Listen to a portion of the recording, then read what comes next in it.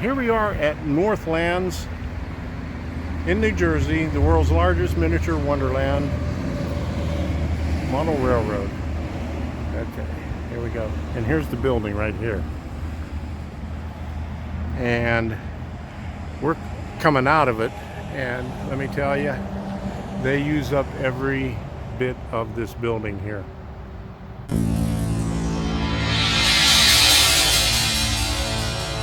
As we walked down the first corridor, we weren't too impressed with what we saw, but once we started walking a little bit further, it became more apparent that this was really a massive undertaking and a large model railroad.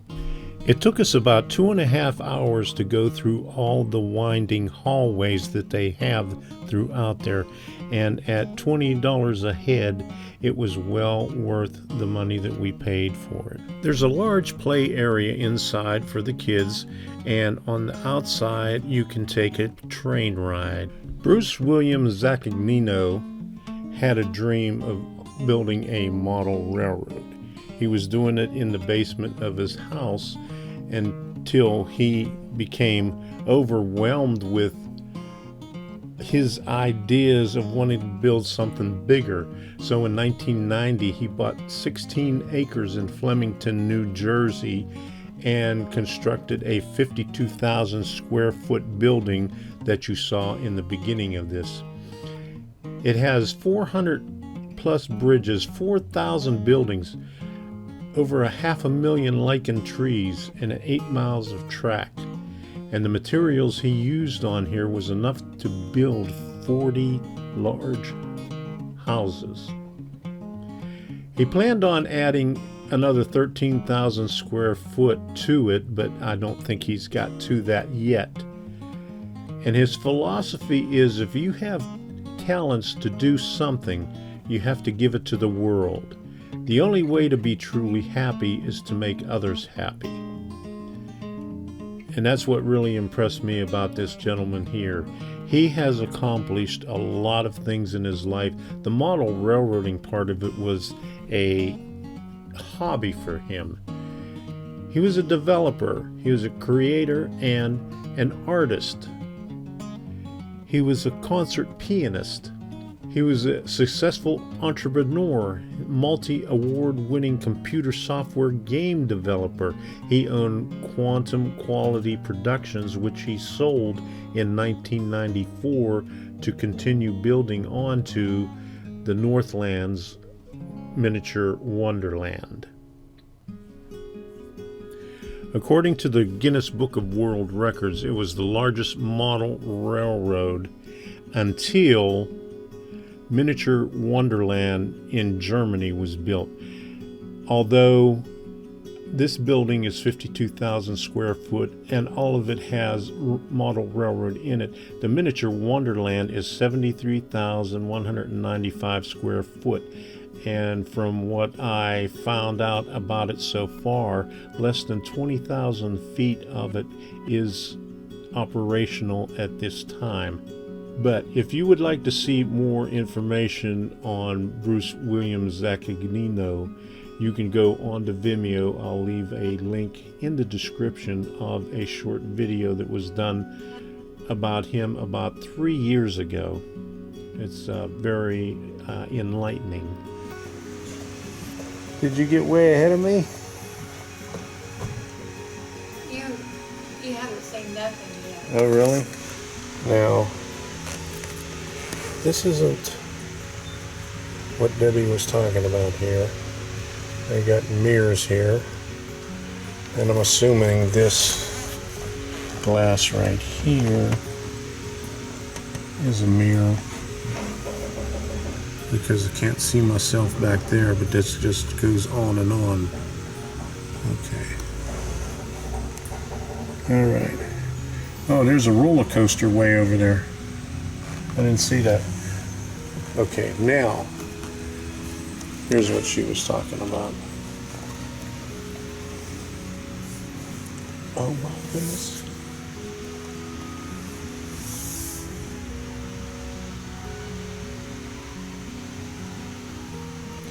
Oh, we get to walk down there too. But for the buildings and the windows, it looks like he's using slats. You know, just strips of wood going one way and other strips of wood going perpendicular to it.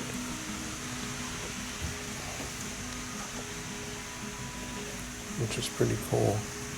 You know, he does have that's a Walther's kit right there. And he has a lot of plastic buildings here. You are here. Okay, before we was over here somewhere.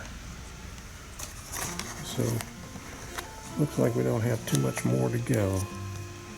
But look at this.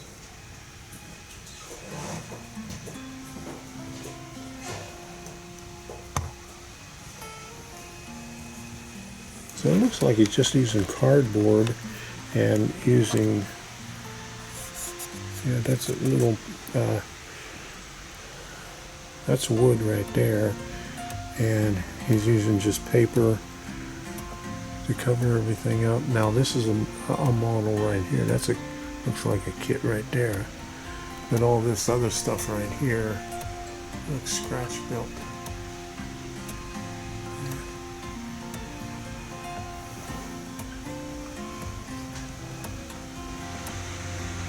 All DC, all Tech 2 transformers. And I'm not going to count them. But if you would like to pause the video and count all the transformers, you're welcome to it. And I can see the back side of the monitors over here. And ooh-wee. Okay.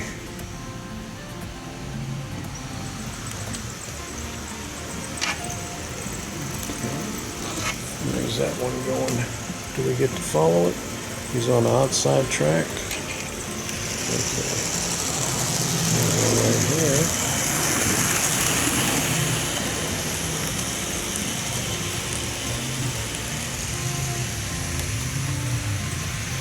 And we got a mirror all the way down at the other end on that one too.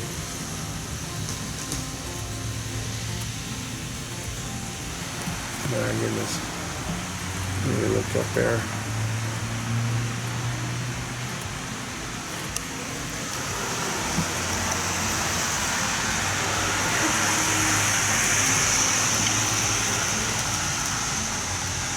And I could see right there that they have like steps that they could walk on there.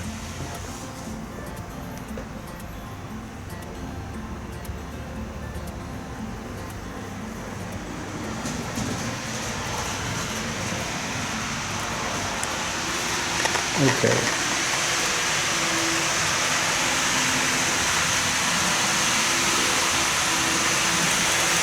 Now, listen, you are now 25% through Northlandz, but this is only 25%.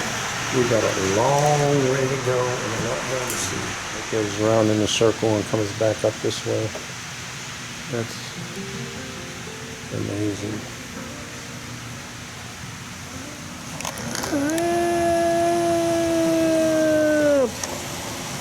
I zoomed in on it.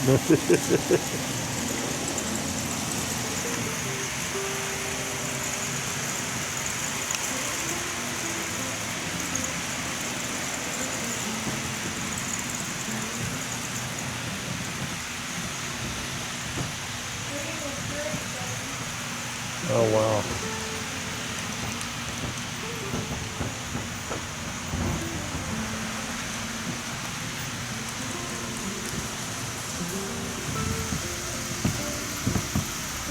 One, two, three, 4 rail. Is that 4 rail? Yeah, 4 rails.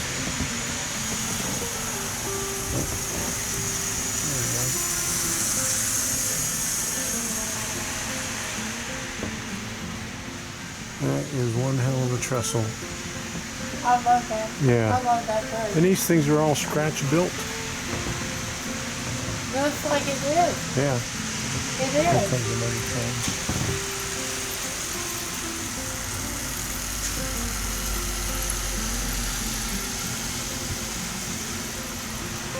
And look at that one over there. Well, we're gonna go over there, but I can't believe it. That's amazing. And then inside here, I mean, it just layers and layers of detail. I only got a 10 by 17 in it. I've been working on it for 6 years. I'm still not finished. Oh man. Look at that. When we first came in, I thought the one room. I said, we drove all the way for this? I thought that was it. Yeah. Okay.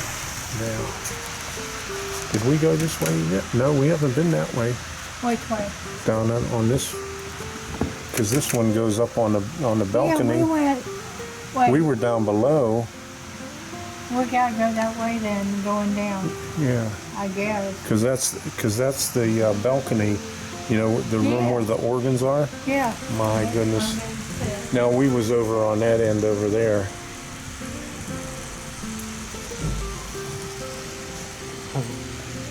Yeah, we didn't see that side yet. Let me take this and then I'll turn around so you can see the other side. Do you have anything running on this one here? Oh yeah, there's one way out there. And there's 1, 2, 3 different levels, but there's trains running. Oh my goodness.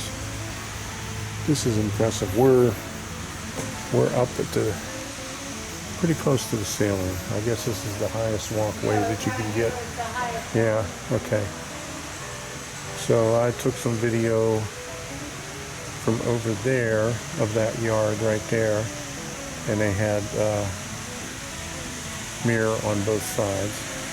And this is the canyon that we were standing over there before. Whew, my goodness.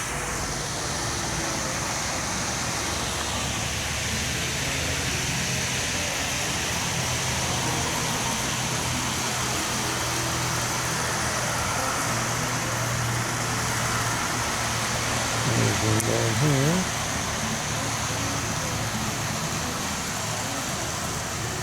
And there's another one right there. And there's the maintenance one. And he spoiled the thing. Hello. How you doing? Good. Enjoying the tour? Oh yeah, this is impressive.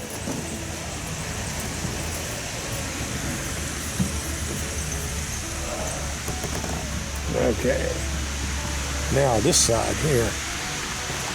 Oh my goodness. Yeah, someone dropped their cell phone. Hit here first, Yeah. and they made a hole here. Oh my goodness. Yeah. I can just imagine what would happen if I dropped this camera, but I got a strap on it. You're smart. You have a strap. Yeah. Most people are like, oh, I gotta take the selfie, drop it. And the thing is that this is like it's. I got a chance to talk to one of the original guys who worked here, like when I first opened. And they said they never had problems with people dropping cameras and stuff. It wasn't until cell phones came around that we started having this problem. Yeah. Please repeat, Henry. I'm gonna be leaving, okay? You gonna be okay? Yeah. I'll be fine. Go right ahead. Okay.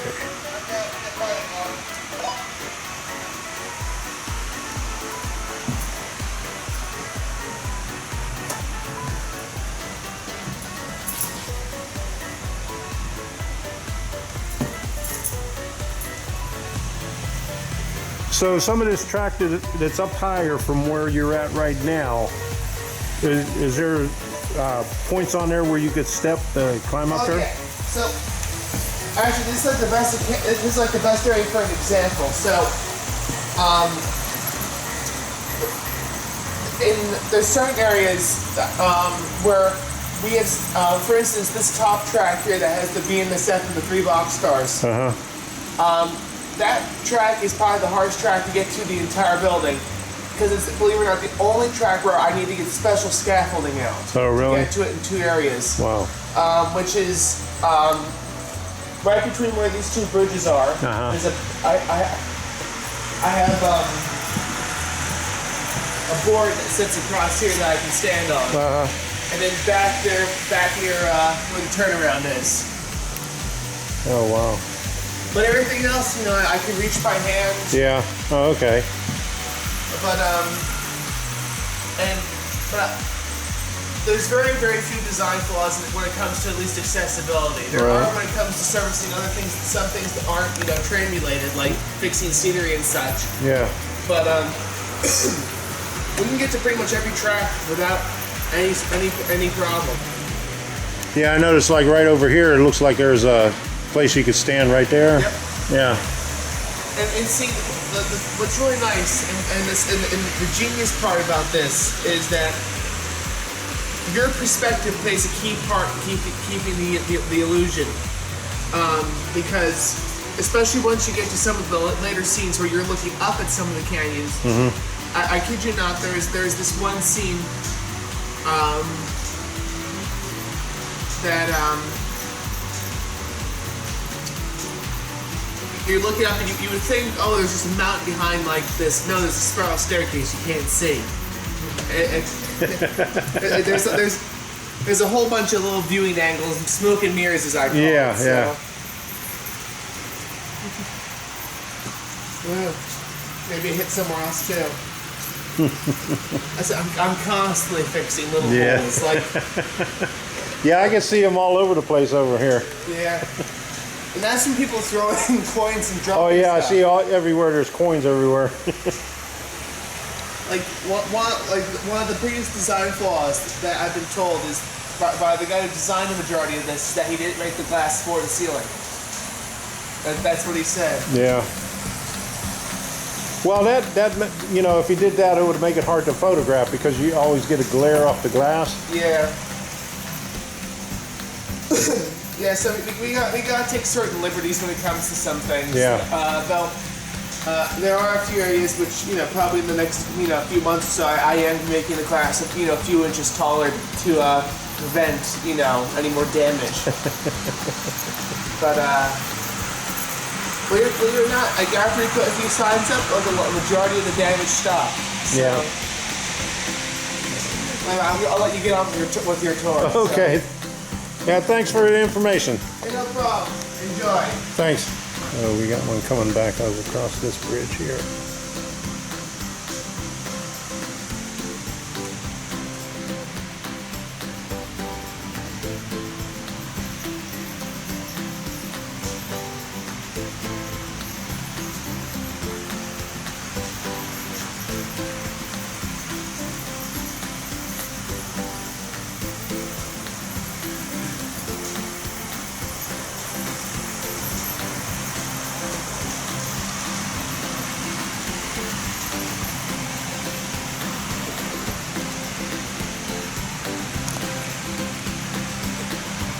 Oh, he's going to go across that bridge way down there. Yeah, the battery's starting to get that. It's showing about 50% now.